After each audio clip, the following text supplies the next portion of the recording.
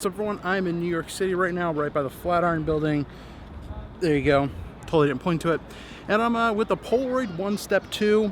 I'm going to just take it around. There's only 8 photos, eight shots you could take with it.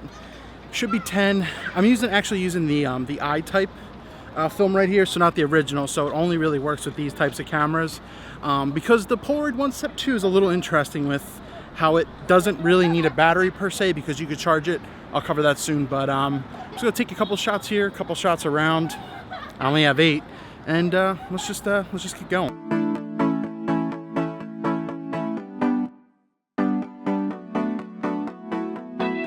So I'm over here to the park right next to the Flatiron building, and I'm gonna obviously show you a bunch of B-roll, but this is the Polaroid OneStep Two. It's the newest thing that come out from Polaroid / Impossible Project. And once again, I'm using the I-type film with this. And what I've seen with this so far is I've tested this at the Flatiron building normal, so it's not set to overexpose or underexpose. But then normally with Polaroid, you always wanted to underexpose. And from what I noticed pretty easily is that you still should most likely underexpose, but it still depends on the situation. So keep that in mind, but that's this yellow switch right here. The other cool thing is you can do a flash override with this thing as well. So, you know, this is an automatic camera. This is one of the most simplistic cameras you can have. You essentially put the film in and the camera does everything for you. You essentially just have to hit the big red button here and that takes the photo. But the one thing you can do is a flash override. So in the back, underneath the charging point, which I'll cover in 1 second, if you hold in the no flash thing in the back and then hit the shutter, you will then be able to override the flash, or you just cover the flash if you're really worried. The cool thing about the new I-type film is that you don't need a battery in it. So this I-type film doesn't have a battery like the old 600 stuff. But with this, you can use both. The weird thing is, if you don't have the battery, you should be able to get more photos with it. So with the older 600 film, you're able to get 8 shots because the battery essentially was too big and they couldn't fit anymore. But that excuse is gone with this 8 pack because there's no more battery in these things. You can charge this type of camera through micro USB, and that's how you get your power and everything. So it's just interesting to note that, I don't know, but the price is still kind of tough to justify. Still like $16 or $17 for the I-type. The regular is still about $19, $20. But like I said, the experience using this is pretty awesome. If you look at the older OneStep, the one that takes SX70 film, it has the eyepiece extender out here. Now that'd be pretty cool because you really have to look in here and it's just a screen, you know, there's not much to go on. Just wanted to cut in here real quick. In regards to the framing, I didn't mention that much, but when you're actually framing with this, you have to kind of shoot more towards the right because what you're seeing isn't going to be what you're getting. It's not 100% viewfinder. So like, for example, I had these buildings right here in the frame that I noticed I burned a shot because it only took the Flatiron building. It didn't take the other. That's because I forgot to like compensate for that. And that's just something to look out for. But once you compensate more a little bit to the right to what's in your viewfinder, then you're going to be good to go. So just keep that in mind. I really don't have a ton of tricks and tips for this thing. It's just really going out about shooting. You've seen B-roll this close up, what it looks like and how it goes and everything. But what I do like is you can keep track on how many shots are in your camera. And what it is these orange lights up top right here. When you turn the camera on, so it does have an on switch, it's this yellow switch, you flip it down, it turns it on. It'll have orange lights up top, and whatever is lit up means it's how many you have left. So if all 8 are lit, it means you have 8 photos. But if you took 4 and you weren't sure, the top 4 will be there as well. So you can always know that. Like I said, this is pretty much plug and play, and you've seen me run around with it just a little bit. I only really had a chance to take 8 photos. I wanted to do more scene type stuff, and that's why I wanted the GoPro, the action camera on.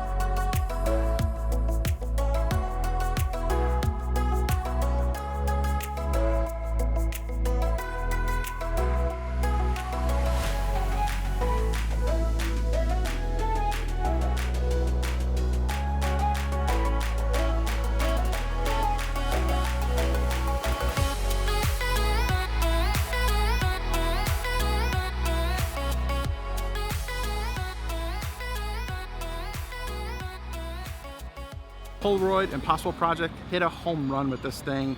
Now, it probably should be 10 or 15 bucks cheaper for what it is, but $100 really isn't a bad price. I got this on the pre-order. So it seems like everyone went for the white version of this. I went the graphite simply because I like the color. It's a bit different and it's a bit more unique. But like I said, the flash is good on this. I only used it really once. But I'll show you all the photos I took and everything. I'll lay them out on my table back at home. But I had a great experience with this. Once again, $100. The film is going to run you more than the camera in just a couple attempts. But these are very fun to use. Still has a plastic lens to it, but this is why this is what it is. It's not an advanced camera. It's not like my 600 SE, to where you have the bigger film. It's more expensive. You got to know settings and everything. This is your automatic beast right here. So if I were you and you really aren't into Polaroids and everything like that, check out the Polaroid OneStep 2. I'll leave links down below. Great camera, super fun. And yeah, highly recommend it. So just want to throw this in here real quick. I ran out of the Polaroid Originals film and I wanted to shoot more. So I got the Impossible Project one. They say it works. Polaroid, Impossible are pretty much they're the same thing. So I didn't have an issue with these whatsoever. I'm having a lot of issues with the Impossible Project one right here. It could have been a bad pack maybe, but I only shot one pack of these. My rollers are clean in this thing. And I'm not going to recommend to use the Impossible one with this as well, even though this is the I-type film, even though this is I-type as well. If you could find this one, go with this one to be safe. Once again, could this have been a bad pack? Yes. I actually was able to try and swap it out because this was so bad, and I'm still getting a lot of issues with this film here. So I don't recommend this one. Use this one instead, the newer film, if you're doing this.